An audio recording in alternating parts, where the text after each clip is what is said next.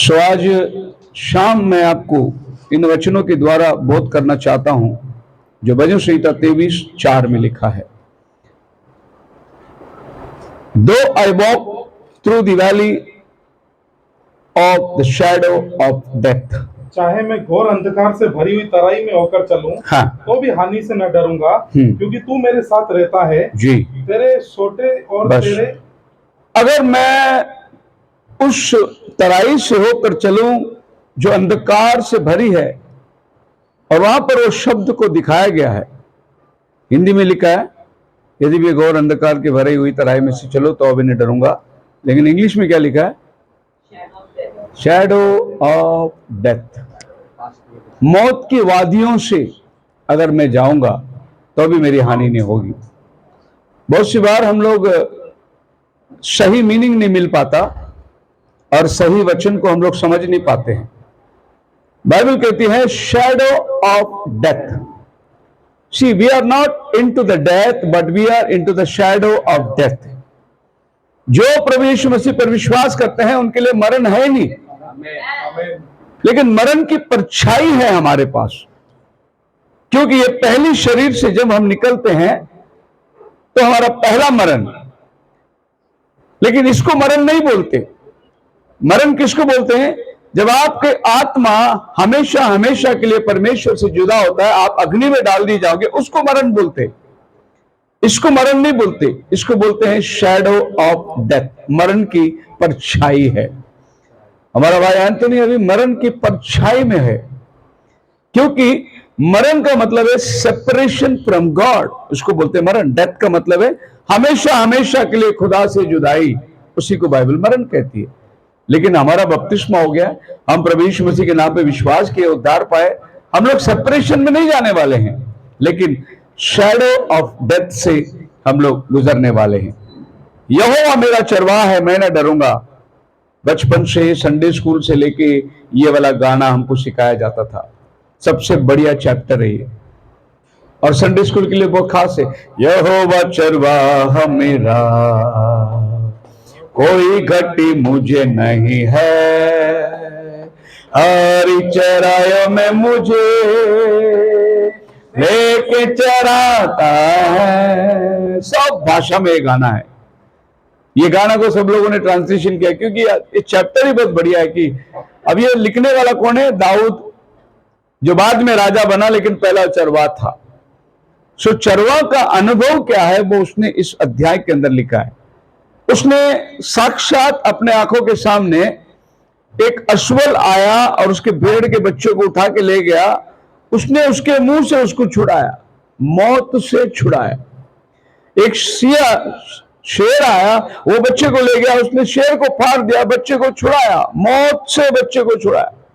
उसको मालूम है मौत क्या है, मरण किस चीज को कहते हैं, उसको अच्छा अनुभव है। इसीलिए वो इस गीत को गाते गाते कहता है कि यदि मैं घोर अंधकार से भरी हुई तराई में चलो, सब भी मुझे हानि नहीं होगी। So all the nature ends in this reason. ये नेचर की जो भी कुदरत की बातें हम देखते हैं, ये सब का एक दिन खात्मा है। आप अपने घर में पेड़ लगाइए, वो भी एक दिन कई वर्षों के बाद में सूख जाएगी। आप अपने घर में कोई वस्तु लेकर आइए, कई साल के बाद में उसकी भी गारंटी खत्म हो जाएगी।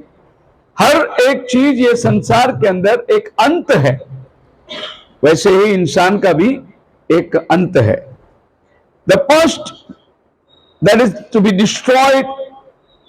देखिए पहले पहले जैसे धूप काल आ रही है, ग्रीष्म काल आ रही है, तो पत्ते निकल रहे हैं।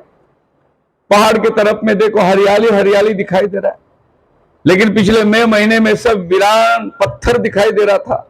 लेकिन अभी हर जगह में जीवन हरा हरा दिखाई दे रहा है, क्योंकि उसको पानी मिल गया, वो उठ गया। अब बर्फ का टाइम आएगा, ठंडी के टाइम आएगा, बर्फ गिरेगी, ठंडी गिरेगी, ये सब जो है जमीन में मर जाएंगे, और मई मार्च अप्रैल तक ये 4 महीना जमीन के अंदर रहेंगे, और जून में बारिश गिरा फिर से उठेंगे। मतलब हर एक चीज एक साइकिल में चलती है। And it's because the vegetation is grown and then it becomes yellow, then it becomes red, black, then die. हर एक चीज जो है ये पृथ्वी के अंदर एक साइकिल पे चलता है। सूरज उगता है, जवान होता है, बूढ़ा होता है, मरता है, दूसरे दिन फिर वो जी उठता है। वो एक साइकिल पे चल रही है। अगर ऐसा सोचो कि साइकिल की इन्वेंशन ना हुई तो हम लोग सब स्टैग्नेंट रहते थे। स्टैग्नेंट का मतलब कोई मूवमेंट नहीं होती थी हमारे पास। पर ये साइकिल एक तैयार किया गया, और मसीहत के अंदर ये साइकिल को अजीब तरीके से मानते हैं। दूसरे मजहब और धर्म के अंदर साइकिल को कैसे मानते? आदमी पैदा हुआ, मरा, फिर आदमी दूसरा जन्म लेके आएगा, फिर तीसरा जन्म लेके आएगा। मगर एक आदमी को उद्धार पाने के लिए कितना तो भी लाखों जन्म लेके आना पड़ेगा पृथ्वी पर, ऐसा बुद्धिस्ट धर्म कहते हैं। लेकिन बाइबल कहती है एक बार आए, जन्म लिए, मरे, फिर न्याय में खड़े रहोगे। कोई पुनर्जन्म नहीं है, साइकिल नहीं है। बाइबल आपको कहती है कि एक ही जिंदगी है।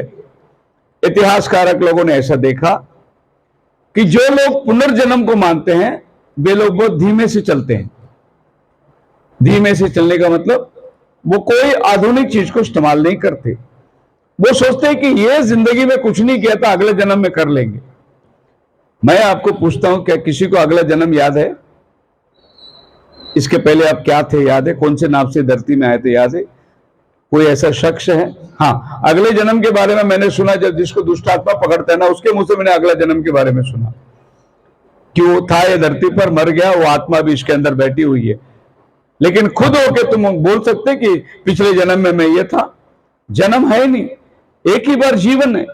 इसीलिए जो पश्चिम के जो देश है, अमेरिका, यूरोप कंट्रीज, ये लोग एक ही जन्म को मानते हैं। इसीलिए एक जन्म के अंदर ही उनको जो कुछ करना है सब करना है, उसके बाद में वापस पुनर्जन्म है ही नहीं। तो जो पुनर्जन्म को मानते हैं वो लोग बहुत पीछे। आप लोग देखे मॉन्क लोग जो कपड़े पहनते, भगवा टकला बना के हिमालय में बैठे हैं मॉन्क लोग, ये लोग पुनर्जन्म को मानते हैं। इसके लिए वो लोग कोई आधुनिक चीज को इस्तेमाल नहीं करेंगे कि भाई ये जन्म नहीं तो अगला जन्म, वो जन्म है। लेकिन आप मालूम है क्रिश्चियन नेशन क्यों इतना स्पीड जा रहा है? क्योंकि उनके पास जो जन्म है 70-80 साल, बस इसके बाद हम कुछ नहीं कर सकते। जो भी करना है यही जन्म में करना है। सो जन्म जो है बाइबल हमें बतलाता है, there are more graves in the bottom of the earth than living upon the earth. धरती के नीचे इतने मृतक लोग हैं कब्र के अंदर कि वो जीवित लोग जो धरती में जी रहे हैं उनसे कई गुना ज्यादा नीचे मरे हुए लोग इंतजार कर रहे हैं। 6000 साल से लोग इंतजार कर रहे हैं। जो लोग मरे धरती के अंदर, वो लोग इंतजार कर रहे हैं वो बड़ा न्याय के दिन के लिए। और हम जो जीवित हैं, हम लोग बोलते हैं प्रभु जल्दी आ, प्रभु जल्दी आ, प्रभु जल्दी आ। सो हमारी पॉपुलेशन के हिसाब से 2000 साल से कितने क्रिश्चियन लोग मरे? सब यही बोल के मरे, प्रभु जल्दी आ, प्रभु जल्दी आ, प्रभु आने वाला है, प्रभु आने वाला है। तो हम जीवितों से ज्यादा मरे हुए लोग इंतजार कर रहे हैं प्रभु का। आप मेरे साथ हैं? हम जीवते लोग थोड़े हैं, क्योंकि हम कल एक युग की बात करते हैं, लेकिन 2000 साल से कितने लोग मसीह में मरे, सब इंतजार में बैठे, प्रभु तू जल्दी आ, प्रभु तू जल्दी आ, प्रभु का आने में। हम जीवते लोग जो है एक बार अविश्वास भी कर लेंगे, अरे अभी तक कुछ नहीं हुआ, आगे क्या होगा। लेकिन जो मृत्यु में गए हैं ना, वो कभी अविश्वास नहीं कर सकते, क्योंकि वो लोग इस जिंदगी के उस पार जाकर उस जिंदगी को देखा। So when parents die we miss the care of the father, we feel the death is near and real. कल उधर मैया दुआ था, परसों उधर मैया दुआ था, वो मर गया था, ये मर गया था। ये सब स्टोरी हमको मालूम है और ये स्टोरी हम लोग बोल सकते। मैं अभी मेरा दोस्त के मैयत में जाके आया, मेरे दोस्त के पिताजी के मैयत में जाके, सब बोल सकते हैं। लेकिन जब हमारे घर में होता है ना, तभी मालूम पड़ता है कि मरण है क्या। दूसरे के बारे में बोलने के टाइम मरण का इंपॉर्टेंस नहीं मिलता, लेकिन जब हमारे घर में होता है तब पता चला कि बाप रे, पिताजी चला गया, पति चला गया। मतलब वो जो नुकसान जो है ना, वो होने के बाद, हमारे ऊपर बीतने के बाद ही हमको पता चलता है। जीते जी हालेलुया। सिस्टर, हम लोग जब भी अलर्ट फैमिली में जाते थे, सिस्टर बोलती थी ब्रदर को बोलो ना, सुनता ही नहीं, बोलता था जीते जी। बोलो ना, तुम सुनता नहीं है, बात नहीं मानता है, जीते जी बहुत कुछ। लेकिन उनके जाने के बाद कमी क्या है वो उनको पूछो, मालूम पड़ेगा। आप बोलते कि अरे वो कैसे भी रहते थे, लेकिन रहते थे ना, कैसे भी हो, कुछ भी बोलो, कुछ भी बोलो, लेकिन वो थे ना, लेकिन अब नहीं है, क्या कर सकते।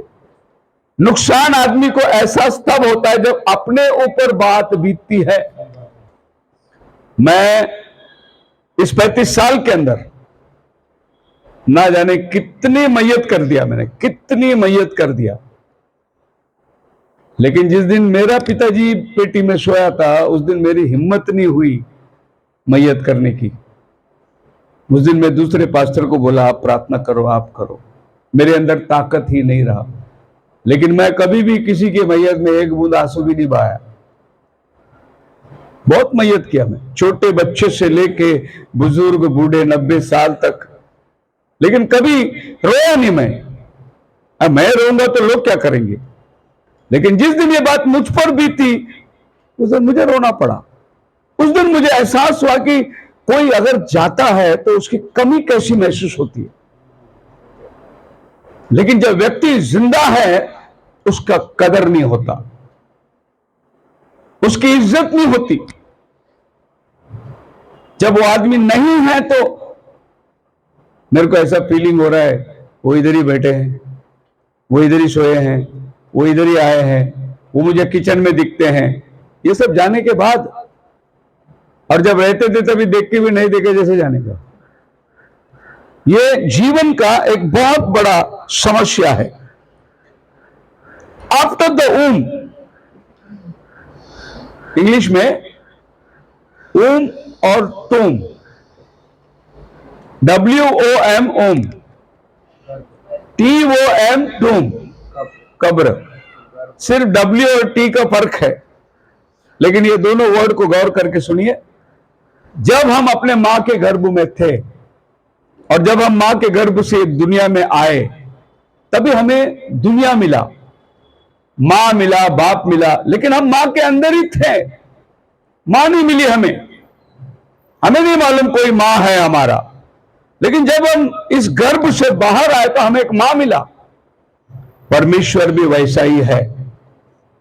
जब हम ये कब्र में जाएंगे ना, तभी हमको परमेश्वर के सामने खड़ा रहना पड़ता है। जैसा ओम से बाहर निकलकर गॉड मिला, मां मिला, वैसे टूम से बाहर निकलकर आपको गॉड मिलता है। लेकिन कोई बच्चा ये दुनिया में ये कह नहीं सकता मैं नहीं जानता मां को। वो मां के गर्भ में था। ऐसे ही कोई मूर्ख ये कह नहीं सकता खुदा नहीं है। तू खुदा के अंदर ही था, खुदाई से तू जन्म लिया। और याद रखना कि कब्र के बाद कोई नास्तिक नहीं होता। नास्तिक खाली आदमी जब जिंदा है ना, तभी किधर है खुदा, किसने देखा भगवान, कौन मरता है, मरने के बाद क्या होता है, ये सब जब तक तुम जिंदा है तब तक बोलोगे। एक बार कब्र में चलेगा, उसके बाद में तुम खुद ही खड़े हो उधर खुदा के सामने, क्या बोलोगे खुदा नहीं है करके? क्या जवाब दोगे दुनिया को कि नहीं, मैं तो बोल रहा था खुदा नहीं, खुदा है। जैसा एक बच्चा मां के गर्भ में होके भी मां को नहीं जानता, वैसे हम लोग ये दुनिया में रह के हमारा दुनिया बनाने वाले को नहीं जानते। लेकिन हम उसी से खाते हैं, उसी से पीते हैं। साइंटिस्ट लोगों ने इसका अनुमान भी निकाला कि जब बच्चा गर्भ में रहता है और मां एक आम का रस पीती है, जूस, इसका टेस्ट बच्चे के मुंह में जाता है और बच्चा बड़ा प्यार से उसको जूस को लेता है, उसका स्वाद लेता है। वो जूस तो मां पी रही है, लेकिन इसका स्वाद जो है वो बच्चा गर्भ में लेता है। हालेलुया। साइंटिस्ट ने एक और बात की खोज निकाली कि जो मां के पेट में लड़की होते हैं ना, वो मुंह ज्यादा चलाते, मुंह ज्यादा चलाते। लड़का लोग का मुंह कम चलता है। इसके लिए लड़की बोला तो पैक पैक पैक पैक चालू रहता है उनका, क्योंकि मां के पेट में भी वो ऐसी थी, जन्म लेने के बाद में भी वो वही स्वभाव है।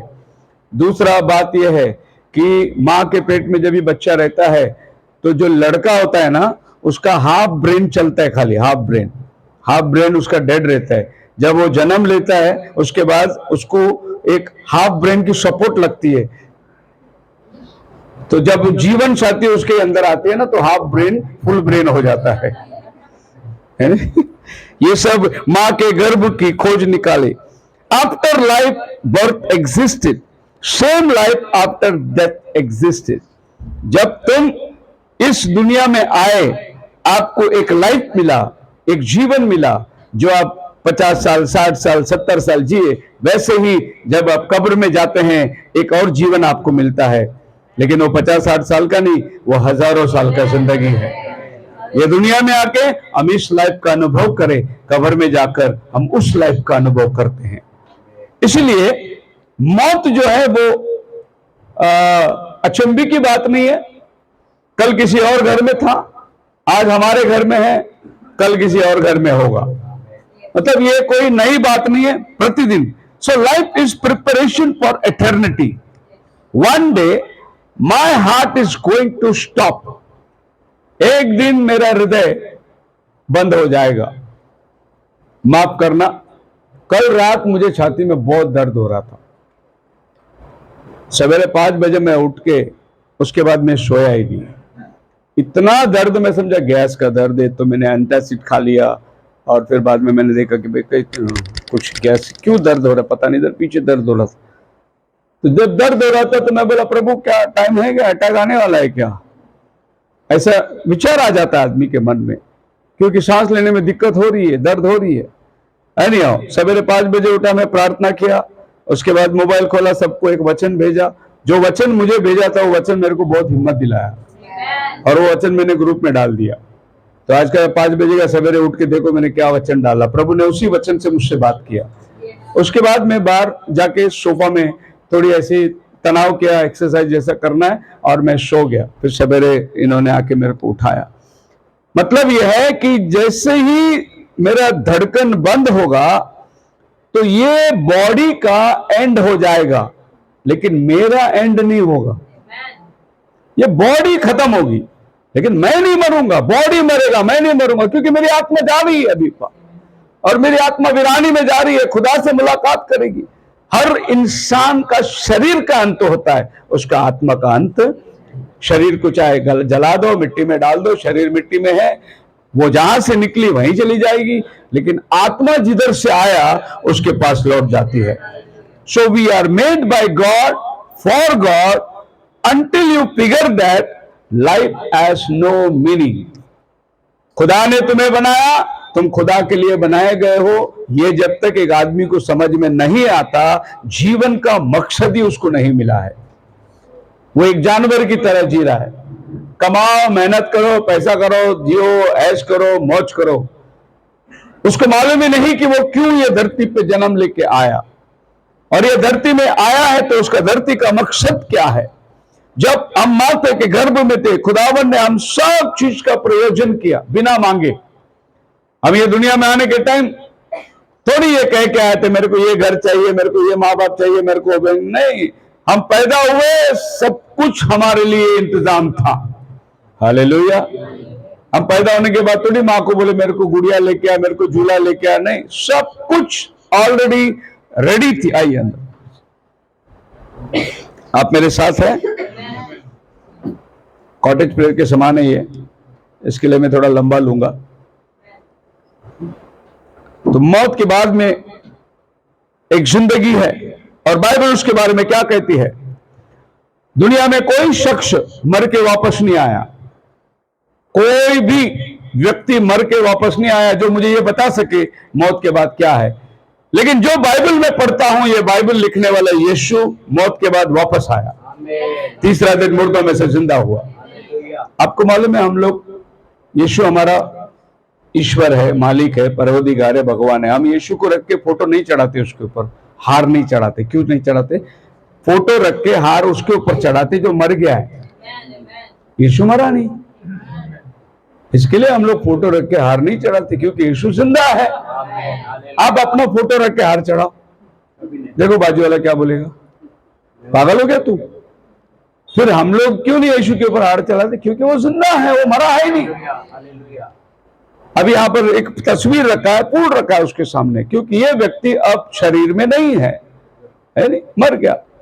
वैसे हम लोग जो जानते हैं इस बात को कि जीवन क्या है, the child in the वोम can not see the mother does not mean mother does not exist. एक माँ माता के गर्भ में रहकर उसने अपने माँ को देखा नहीं, लेकिन वो कह नहीं सकता कि उसका माँ है ही नहीं। जब वो गर्भ से बाहर निकलता है, उसको देखभाल करने वाला एक माँ है जो उसको अपने छाती से लगा लेती है। उसी तरीके से इस दुनिया से जब आदमी गुजरता है, उधर एक खुदा खड़ा है जो आने वाले को अपनी छाती से लगा लेता है। मैंने तुझे जिस मकसद के लिए भेजा, आ मेरे बेटे, मैंने तेरे एक राज्य तैयार करके रखा है। हालेलुया। बाइबल कहता है, यिर्मयाह पहला अध्याय उसका 5 वचन,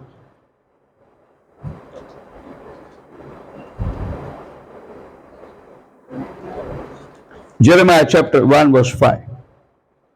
गर्भ में रचने से पहले ही मैंने तुझ पर चित्त लगाया, हाँ। और उत्पन्न होने से पहले ही हाँ। मैंने तेरा अभिषेक किया। मैंने तुझे, खुदा कहता है, तू जब गर्भ में था उसी टाइम ने मैंने तुझे चुन लिया, उसी टाइम मैंने तुझे अभिषेक किया, मैंने तेरे गर्भ से तुझे नबी करके बुलाया है। यिर्मयाह बोलता, प्रभु मैं तो बच्चा हूं, मैं नहीं जा सकता हूं, मैं नहीं, कौन मेरी मां? प्रभु बोलते, तेरे गर्भ से मैंने तुझे चुना है। हमारी चुनावट कहां होती है? माता के गर्भ में होती है। हालेलुया। हमारा परमेश्वर जानता है। डेविड ने भजन संहिता में गीत गाया, ऐसा गाया कि मुझे आज तक ये बात समझ में नहीं आया कि मां के पेट में एक हड्डी कैसी बढ़ती है, और मैं मां के गर्भ में था तब बेडौल तत्व में बढ़ रहा था। बेडौल तत्व, मुझे आकार नहीं थी, लेकिन खुदा मेरे आकार को जानता था। हम तो वेट करते हैं कि भाई लड़का होगा क्या लड़की होगा, लेकिन दुनिया बनाने से पहले प्रभु ने आपका नाम जीवन की किताब में लिख के रखा है। आप और हम जिस विश्वास में चल रहे हैं, ये एक जबरदस्त बात है कि हम अपने सृष्टिकर्ता को जानते हैं, अपने मालिक को जानते हैं। बाइबल में एक वचन ऐसा है जहां पर हम पढ़ेंगे तो बड़ा आश्चर्य होगा। प्रेरितों के काम उसका 17 अध्याय, और पौलुस जाता है एथेंस में, और एथेन में जाकर वो उनके पूजने वालों को वस्तु को देखता है। पढ़िए 22-23। पौलुस ने अरियुपगुस के बीच में खड़े होकर कहा, हे एथेंस के लोगों, हे एथेंस के लोगों, मैं देखता हूँ हाँ, कि तुम हर बात में देवताओं के बड़े मानने वाले हो। ये एथेंस लोग जो थे, इनको अगर देखे आप तो बड़ी बड़ी इमारत और बड़ी बड़ी, मतलब इनकी देवी देवताओं को ये लोग ऐसे बना के रखते थे। आप अगर बॉम्बे में जाओगे, वीटी के अंदर आप चलो, बड़े बिल्डिंग में देखो, बड़ी बड़ी पुतले दिखाई देंगे आपको, एथेंस। और ये बहुत ज्ञानी लोग थे। ये लोगों ने एक मंदिर बनाया। उस मंदिर में एक दिन पौल गया, और उस मंदिर में पौल जाने के बाद क्या देखता है वो, क्योंकि मैं फिरते हुए हाँ, जब तुम्हारी पूजने की वस्तु को देख रहा था, हाँ, तो एक ऐसी वेदी भी पाई, हाँ, जिस पर लिखा था अनजाने ईश्वर के लिए। क्या बात है। मैं तुम्हारे मंदिर में गया और सब पूजने की वस्तु देखा, उधर एक ऐसी टेबल थी वेदी जिसमें लिखा है अनजाने ईश्वर के लिए। मतलब हमने जितनी देवी देवताएं बनाए हैं, इसके अलावा अगर कोई है छूट गया हमसे तो ये उसके लिए। तो पौल बोला, बोले कैसे लोग यार। अच्छा, पौल उनको बुरा नहीं बोलता है, पौल उनको बोलता है मैंने, आगे पढ़िए, इसलिए जिसे तुम बिना जाने पूछते हो। 22 में तब पौलुस ने अरियुपगुस के बीच में खड़े होकर कहा, हे एथेंस के लोगों, हाँ, मैं देखता हूं कि तुम हर बात में देवताओं के बड़े मानने वाले हो। तुम हर बात में देवताओं के बड़े मानने वाले। इंग्लिश में लिखा रिलीजियस, बहुत धार्मिक हो तुम। हम लोग ये बिल्डिंग का दूसरा विंग में रहता था, मैं 5वां माले में, बराबर है, 5वें माले में रहता था। हाँ, बी विंग में रहता था। तो बी विंग के सामने वो नीचे ट्रांसफार्मर है ना, वो ट्रांसफार्मर के बाजू में बाहर साइड में एक नीम का पेड़ था। कौन सा? नीम का पेड़। और वो पेड़ इतना था, फिर वो बढ़ते बढ़ते काफी बड़ा हो गया। जब हम रहने आए थे पेड़ छोटा था। तो इस सोसाइटी के अंदर बहुत से लोग सवेरे सवेरे उधर एक लोटा पानी लेके आके नीम के पेड़ को डालते। मैं बालकनी से रोज देखता था, रोज सवेरे एक लोटा पानी लेके आएंगे, नीम के पेड़ को डालेंगे। इधर ही था, कॉर्नर में पेड़ था। फिर एक दिन ऐसा हुआ, एक जोर का तूफान आया, नीम का पेड़ नीचे गिर गया। अभी दूसरे दिन लोग पानी डालने को आ रहे, अयो अभी पेड़ बड़ा हो चुका था, क्या करेंगे, ऐसे पानी डाल के जा रहे, पेड़ नीचे गिरा हुआ है। दूसरे शब्दों में मेरा भगवान गिर गया, फिर उसको उठा नहीं सकते, उसको गाड़ नहीं सकते। फिर आया वॉचमैन लोग आया, एमएससी वाले आया, उसके सब डायरी बिनी सब काट काट के, वो पेड़ है, उसको ईश्वर का रूप तुम नहीं दे सकते।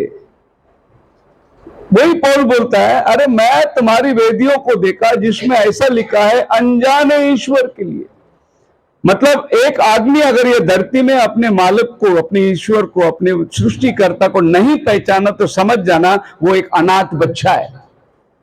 उसको मालूम ही नहीं मैं कौन पैदा किया, मुझे मैं कहां से आया, उसको कुछ भी नहीं मालूम है। लेकिन जिसने खुदा को जाना अनजाने ईश्वर के लिए, अब पौल बोलता है मैं एक ऐसे खुदा की बात करता हूं 24 में, जिस परमेश्वर ने पृथ्वी और उसकी सब वस्तुओं को बनाया, हाँ। वह स्वर्ग और पृथ्वी का स्वामी होकर हाथ के बने हुए मंदिर में नहीं। एक इतना बड़ा प्रकाशन वो दे रहा है हमें कि मैं एक, तुम जो लिखा है ना अनजाने ईश्वर के लिए, मालूम नहीं ऐसा कोई ईश्वर है तो उसके लिए हो जा। मैं बता रहा हूं ईश्वर कौन है जिसको तुम नहीं जानते, जिसने आसमान और धरती को बनाया, तुमको और मुझको बनाया। हालेलुया। और फिर आगे क्या कहता है पता है आपको, न किसी वस्तु की आवश्यकता के कारण मनुष्य के हाथों की सेवा लेता है। जिसने दुनिया को बनाया वो तुम्हारे हाथों से बनाए हुए मंदिरों में आके नहीं रहता। तुम कैसे मंदिर बनाओगे उसके लिए? या हम अपने घर में एक छोटा सा पूजने की वस्तु बना के बोलेंगे ये दुनिया बनाने वाले तू आके ईश्वर है, कैसा रह सकता? पौल बोलता है ऐसा नहीं हो सकता। हमने अपने सृष्टिकर्ता को जानना बहुत जरूरी है। आगे लिखा है, क्योंकि वे स्वयं ही सबको जीवन और श्वास और सब कुछ देता है। हाँ, और एक जबरदस्त बात पौल यहां बता रहा है, जो दुनिया में कोई किताब ये बात नहीं कर सकती, बाइबल बात करती है। उसका अगला वचन, उसने एक ही मूल से मनुष्य की सब जातियां सारी पृथ्वी पर रहने के लिए बनाई है। बस इंग्लिश में पढ़ो उसको। And has made of one blood. एक खून से उसने हमें बनाया, मूल से नहीं, एक खून से हमें उसने बनाया। इसका मतलब हम में कोई ऊंचा नहीं, कोई नीचा नहीं, कोई अछूत नहीं, कोई पवित्र नहीं। उसने हमें बनाया, एक खून से बनाया। बताओ ये दुनिया में कौन सा मजहब ये कहता है कि उसने हमें एक खून से बनाया? नहीं बनाया। अरे इधर एक में के गिलास में पानी नहीं पीते।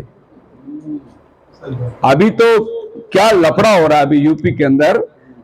सीएम चीफ मिनिस्टर ने बोला जो यहां से हिंदू लोग जाते हैं वो किसी भी दुकान से मत खाना, और सब दुकान वाले को बोला है आगे लिख के रखो तुम्हारा नाम। मतलब अंबा खाने का इच्छा हुआ, केला खाने का इच्छा हुआ, नजदीक है उधर लिखना है मुन्ना अंबा वाला, ऐसा लिखना है उधर।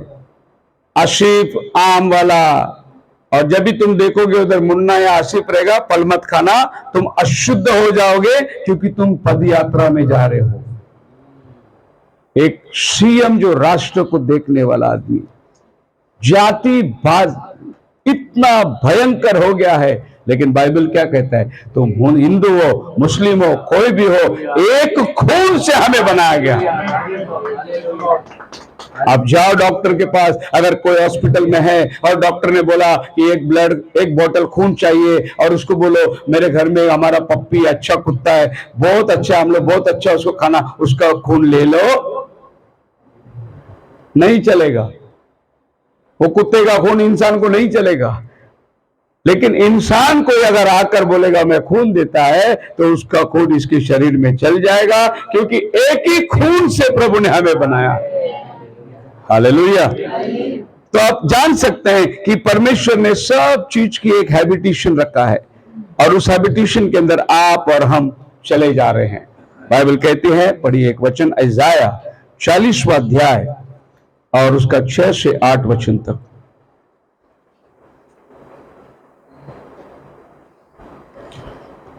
इज़ाया 46 और 8।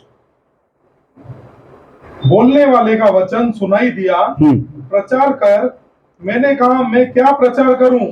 सब प्राणी घास है, उनकी शोभा मैदान के फूल के समान है। हाँ। जब यहोवा की सांस उस पर चलती है, हाँ। तब घास सूख जाती है, हाँ। और फूल मुरझा जाता है। हाँ। निसंदेह प्रजा घास है, घास तो सूख जाती और फूल मुरझा जाता है, परंतु हमारे परमेश्वर का वचन सदैव अटल रहेगा। हालेलुया। बोलते जिसमें भी जीवन है वो एक दिन मुरझा जाएगी, घास सूख जाएगी, फूल मुरझा जाएगी, लेकिन परमेश्वर का वचन जो है ये हमेशा अटल रहेगा। आकाश पृथ्वी टल जाएगी। सो ये जीवन जो है ये बहुमूल्य जीवन है, आपको दिया प्रभु। हालेलुया। अगर मेरी लात इस भाई को लग जाए तो मैं क्या करूंगा? Sorry brother. क्यों बोलते हैं हम लोग सॉरी?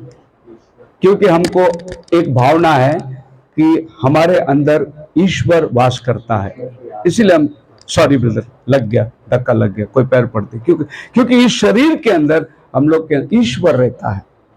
इसीलिए कोई आदमी मरता है, उसको सुंदर पेटी बनाते हैं, उसको सजाते हैं, उसको बड़ी इज्जत के साथ ले जाकर कब्र में रख के आते हैं, क्योंकि इस शरीर के अंदर सृष्टि करता रहा है उतना वर्ष।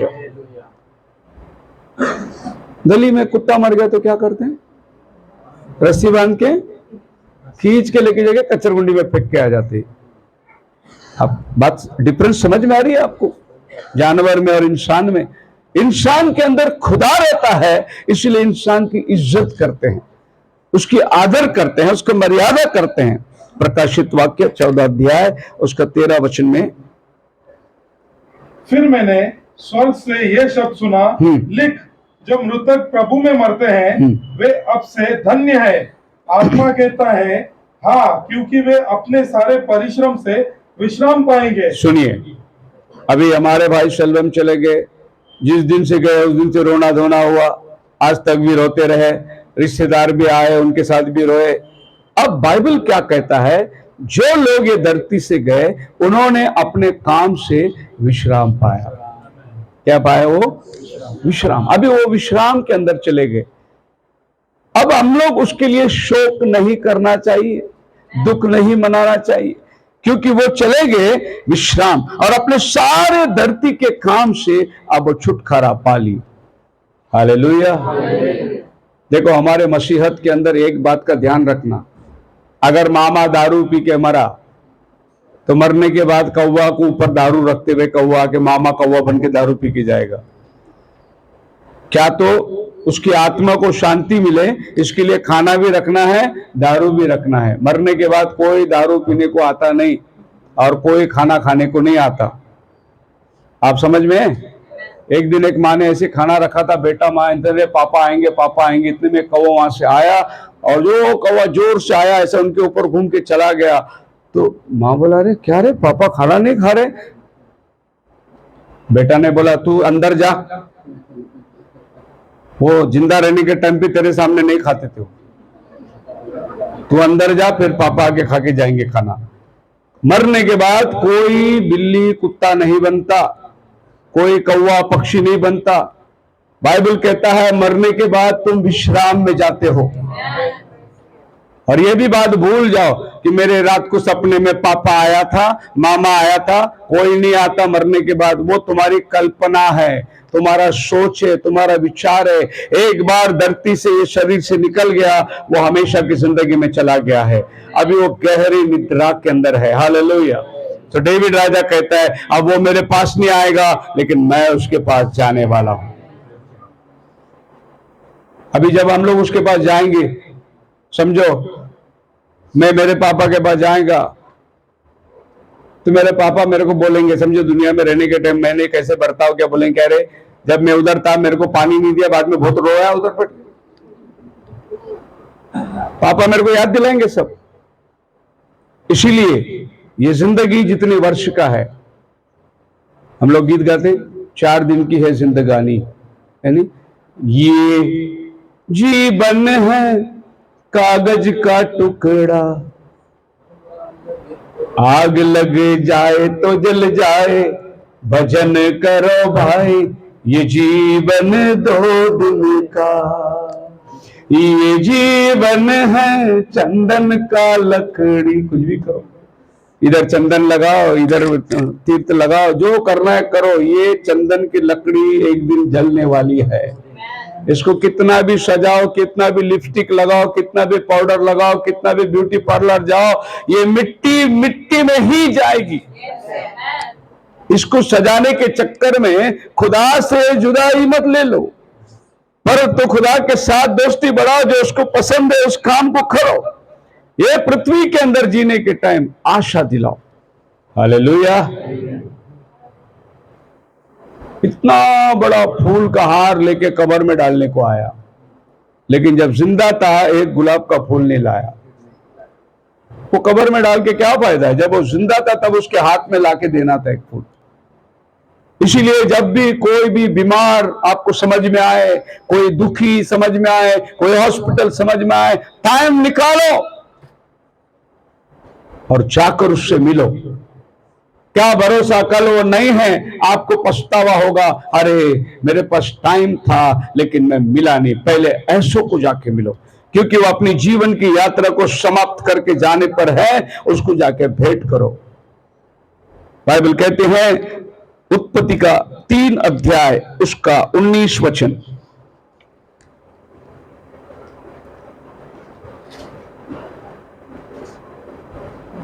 और अपने माथे के पसीने की रोटी खाया करेगा और अंत में मिट्टी में मिल जाएगा, क्योंकि तू उसी में से निकल गया है, तू मिट्टी तो है। ये बाइबल का वचन इतना सत्य है कि ये दुनिया से जाने वाला मिट्टी ही है। उसको चाहे सोने की पेटी में रखो तो भी वो मिट्टी ही है। इससे बढ़कर वो कुछ हो ही नहीं पाया। कीमती केवल आपकी आत्मा है। हालेलुया। शरीर को कोई लाभ नहीं। सो जितने लोग बाइबल बोलते हैं तो मिट्टी है, मिट्टी में मिल जाएगा। कोई शख्स ये कह सका मैं मरने के बाद में सोना बन जाऊंगा? नहीं। या राजा बनबाता लोग जो मिस्र देश के अंदर उसको इलम लगाकर उसको रखते थे कब्र में, 3000 साल पुराना हमको शरीर मिला, 4000 साल पुराना शरीर मिला, लेकिन वो शरीर से करोगे क्या? वो तो मिट्टी ही है, उससे कोई उन्नति नहीं है। लेकिन जब तक ये मिट्टी है, इस मिट्टी का आदर करो। एक महत्वपूर्ण बात आज शाम में आपको बताना चाहता हूं। प्रकाशित वाक्य 20 अध्याय उसका 14 वचन।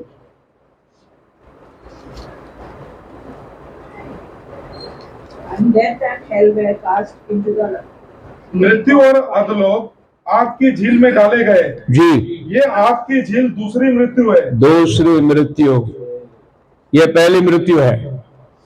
बाइबल एक दूसरी मृत्यु की बात करती है। इस मृत्यु के बारे में कोई नहीं जानता। ये शरीर से जब आत्मा निकलती है इसको पहला मृत्यु कहते हैं, लेकिन जब हमारा आत्मा हमेशा हमेशा के लिए खुदा से अलग होता है उसको बोलते हैं दूसरी मृत्यु। वो आग में डाल दिया जाए। ये शरीर आग में नहीं जलेगा, तुम्हारा आत्मा आग में जलेगा, उसको बोलते हैं दूसरी मृत्यु। पहली मृत्यु से हम सबको गुजरना है। खुदा करे अगर उसके आने में देर हो तो हम सब पहली मृत्यु से गुजरेंगे, लेकिन दूसरी मृत्यु में हमने कभी जाना नहीं है, और उसके लिए इस जीवन के अंदर हमें प्रयास करना है। हालेलुया। तो क्या करना है हमको? ये सब हकीकत जानने के बाद में हम लोग इसको कैसे अपनाएंगे? ये रिलेशनशिप विद गॉड, तुम्हारा संबंध खुदा से बढ़ाओ। जिसके पास तुम हमेशा की जिंदगी में जाने वाले हो, रहने वाले हो, उसके साथ संबंध बढ़ाओ। हालेलुया। रिलेशन उसके साथ अधिक प्रार्थना में जाओ, उसके साथ अधिक बाइबल पढ़ो, अधिक, क्योंकि आप उधर ही जाने वाले हैं। इसीलिए हमारे क्रिश्चियन लोग जो है ना हॉस्पिटल में बाइबल बांटते थे। गिडियंस की बाइबल क्यों बांटते थे? अभी तो निकाल दिया सब, लेकिन हर हॉस्पिटल में बेड में बाइबल मिलता था, इसलिए बाइबल बांटते थे, ताकि ये आदमी आखिरी समय में है खुदा का कलाम पढ़े और खुदा के पास जाने की तैयारी करे। योर सैल्वेशन, तुम्हारा उद्धार की खातिरी करो कि मेरा उद्धार हुआ है या नहीं। देखो, जाने वाला चला गया, उसका स्टोरी उसके साथ खत्म हो गई, लेकिन उसके नाम से हम लोग इकट्ठे हुए हैं, तो हम लोग भी जाने वाले हैं। तो हम अपनी जीवन के बारे में विचार करना बहुत जरूरी है। अपनी तलतली, योर लाइफ आफ्टर डेथ, मरने के बाद तुम कहां जीने वाले हो? Where you are going to spend your eternity, तुम्हारे अंदर हमेशा की जिंदगी तुम किधर बिताने वाले हो? हम लोग जा रहे उधर ईस्ट में ग्रीन सिटी में फ्लैट ले रहे, उधर बाजू में भी स्कूल है और उधर पानी भी उपलब्ध अच्छा है, मार्केट भी बाजू में है। ये जिंदगी के बारे में तुम सोच रहे हो इधर घर लो या उधर घर लो, मरने के बाद में किधर घर बनाओगे, कहां जाके रहोगे? क्योंकि एटर्निटी के अंदर तुम रहने वाले हो। निर्णय तुम्हारा आज बहुत पक्का होना चाहिए। Right now you have to decide, not later, not tomorrow, कल परसों नहीं, आज तुमको फैसला करना होगा। क्या मुझे उद्धारकर्ता मिला है? क्या मैं उद्धारकर्ता को पाया हूं? मसीह में मेरे प्रिय लोगों, सिस्टर सीजा का बहुत तारीफ करने के योग्य है। मैंने नहीं देखा कि अपनी चर्च में कोई ऐसी औरत है जो उसकी जैसे काम करती हो, उसकी जैसे मेहनत करती हो। ये परिवार को उसने बहुत जबरदस्त तरीके से संभाला। शलमम भी बहुत मेहनत किया। आखिरी जब उससे नहीं हुआ, उसके पैर में सूजन हो गया, जब वो गाड़ी नहीं चला सका उसके, तब वो घर पे रुक गया। वरना उसकी बीमार के हालात में भी वो मेरे साथ पुणे आता था, मेरी गाड़ी चलाता था। बहुत पैर सूजन था, मेरे को बोलता था मेरा पैर सूज गया है, अभी मैं गाड़ी नहीं चला पाऊंगा, तो भी वो सेवा के लिए आता था, गाड़ी चलाता था और वो घर को देखभाल कर बड़ा किया। देखो माँ बाप अपने बच्चे को क्यों बड़ा करते? ताकि जब हम बूढ़े हो जाए तो बच्चे हमें देखे, है नहीं? आज हम लोग माँ को तू तय तू, अरे यही वो माँ है जब तेरे को धूप लगा तो उसने चादर डाल के तेरे को उड़ाया, जब बारिश गिरी तो छतरी लेके तेरे को संभाला, वो भीगी। ये वही माँ है जब तेरे को भूख लगा पहला तेरे दूध का इंतजाम किया, खाना वो बाद में खाए, कभी तो भूखा भी रह गई। मेरे बच्चे नहीं भूखा होना चाहिए। और ऐसे माँ बाप को अगर बच्चे देखभाल ना करें तो उन बच्चों का कोई उपयोग नहीं है। सो हम समस्त कलीसिया यह अपेक्षा रखते हैं, ये उम्मीद रखते हैं, ये प्रार्थना करते हैं कि सिस्टर सुजा को अभी घर में आराम मिले। बच्चे उनसे कहे अम्मा तू अभी घर में बैठ, हम लोग काम करके लाएंगे, हम कमा के लाएंगे, हम कर, अभी तू घर में रहे, हमारे लिए अच्छा अच्छा खाना बना के दे, हम मेहनत करके लाएंगे। ये निर्णय बच्चे लोग लेना चाहिए। ये हम सबकी प्रार्थना है और ये हम सबकी आशा है। खुदावन आप सबको आशीष दे। प्रार्थना के अंदर जाएंगे।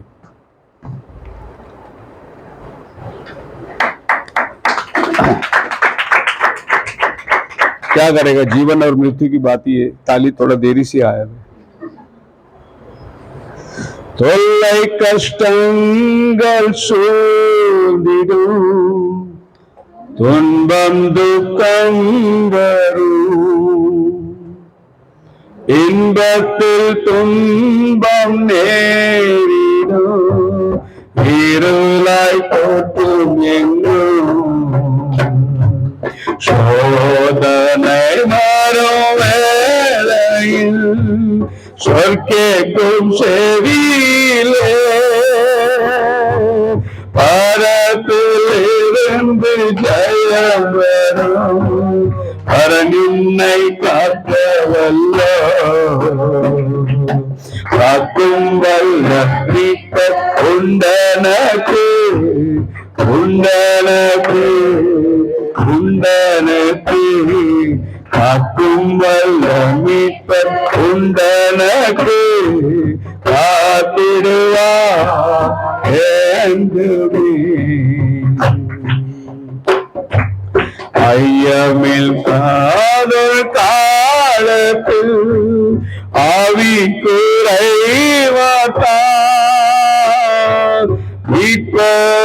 உதிர வேலத்தார் சத்துருவை வென்றே, என் பயம் யாவும் நீங்கிட்டு இயேசு கை தூக்கினார், முற்றும் என் உள்ளம் மாறிட்டு இயேசுவை காக்க வல்ல காக்கும் வல்ல மீட்பர் உண்டனக்கு உண்டனக்கு உண்டனக்கு, காக்கும் வல்ல மீட்பர் உண்டனக்கு காத்திடுவான் என்றுமே. என்ன வந்தாலும் நம்புவேன் என்ன சமீட்பரை, யார் கைவிட்டாலும் பின் செல்வேன் எனது இயேசுவை. அகல ஆழ உயரமான் எவ்வளவு தோன்றினார் என்றன்பன் வந்தாலும் அவர் என்னை கைவிட மாட்டார். காக்கும் மீட்பர் உண்டனக்கு உண்டனக்கு உண்டனக்கு காக்கும் வல்ல மீட்பர் உண்டனக்கு காத்திடுவான் என்றுமே. ईश्वर के पिता धन्यवाद करते हैं। आज शाम अपने वचनों के द्वारा तूने हमसे बातें करी, बहुमूल्य वचन के द्वारा प्रभु तूने हमें सिखाया कि मौत के बाद एक जिंदगी है। और आज हमारा प्रिय भाई सर्वम उस जिंदगी को पाया है प्रभु। जैसे गर्भ के बाद एक बच्चा अपने मां को देखता है, वैसे गर्भ के बाद जो हमारा खबर है, उसके बाद एक आदमी अपना सृष्टिकर्ता को देखता है प्रभु। और निश्चय आज वो विश्राम के अंदर है, पर इस परिवार के दुख को झेलने के लिए तू शक्ति सामर्थ्य दे प्रभु। आज इस मेमोरियल सर्विस को हम एकत्रित होकर इस घर के सांत्वन के लिए प्रार्थना करते हैं। ये दुख के दिन बीत गए, अब कल से लेकर इनके कारोबार कामकाज शुरू हो जाए और प्रभु ये घर के अंदर तेरी तसल्ली बनी रहे। हिम्मत को तो प्रदान कर, साहस तो दे प्रभु, सब जरूरतों को तो पूरा कर। आए हुए रिश्तेदारों के लिए, उनके भाई सगे संबंधी के लिए मैं दुआ करता हूं, जिन्होंने काफी मील दूर से उनके दुख में सहभागी होने के लिए आए, उन्हें तो बड़ी आशीष कर। और यहाँ पर रहने वाले परिवार के लोग आज इकट्ठे हुए, उन्हें भी तो बड़ी आशीष कर। तेरी दया हम सब पर बनी रहे। खुदा बाप आसमानी, हम फिर से अपने आप को तेरे अधीन समर्पित करते हैं। ये दुआ प्रभु यीशु नाज़री के नाम से मांगते हैं, सुन और कबूल कर। सब खड़े हो जाएंगे।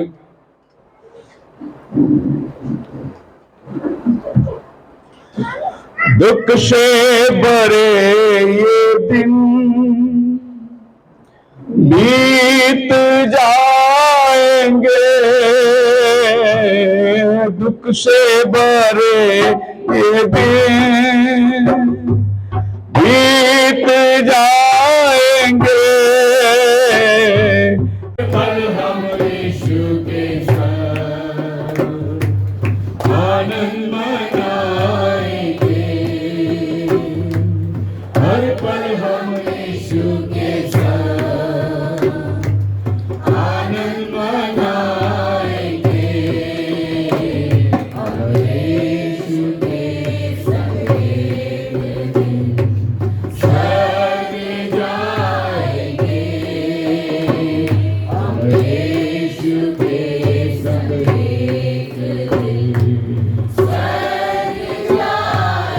सब लोग अपने हाथ उठाकर hallelujah hallelujah hallelujah hallelujah hallelujah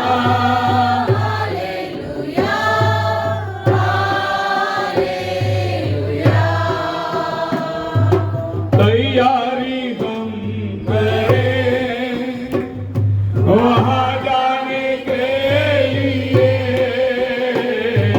तैयारी हम करें वहाँ जाने के लिए। यीशु जल्द आता है, हकीकत है, हमको लेने के लिए। यीशु जल्द आता है, हमको लेने के लिए। हम यीशु के संग एक दिन स्वर्ग जाएंगे। डैनियल भोजन के लिए मेरे प्यारे अनुग्रहकारी दयालु प्रेम परमेश्वर और प्रभु यीशु मसीह, धन्यवाद देते हैं आपके प्यारे से और सुंदर सा प्रभु जी ये कलाम परमेश्वर हालेलुया और सच में प्रभु जी तेरा कलाम हमको हिम्मत देता है, साहस देता है और हमको जीने का उम्मीद देता है। प्रभु आज इस कलाम के तरह से, इस वचन के तरह से इस घर को, इस परिवार को प्रभु तूने तसल्ली दी, सांत्वना दिया, हिम्मत दिया प्रभु जी।